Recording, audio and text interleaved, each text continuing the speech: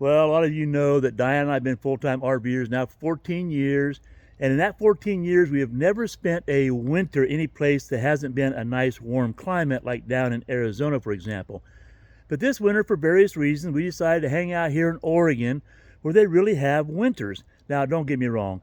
These are not winters like the Midwest or up in Canada or anything like that. We're not going to see a bunch of snow. We might get a dusting of snow once or twice.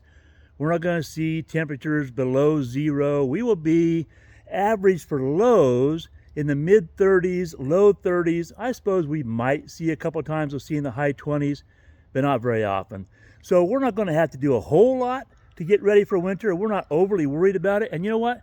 We bought a rig that truly is a full-time rig and really is a 4-season rig. New Horizon is one of the top 2 or 3 manufacturers of rigs in the country. So we feel pretty confident in our insulation. But even with that, I don't care what rig you buy, there's always a weak point in the insulation. And I'll go out on a limb and say that the floors in the slide outs and the roofs in the slide outs are probably the worst insulated areas in any RV out there, regardless of brand.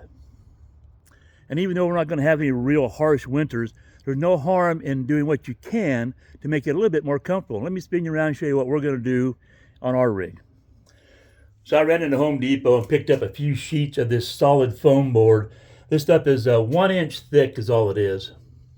And I've started the project, but I'm not nearly done yet. For example, I still need to tape up here so no wind gets in those gaps. And I'm just going to secure that 1 inch foam board up underneath the slide outs all the way around the coach. This is the other side of the same slide. I need to tape all along in here. It's friction fitted up there really nice, so there won't be any air gaps underneath that floor.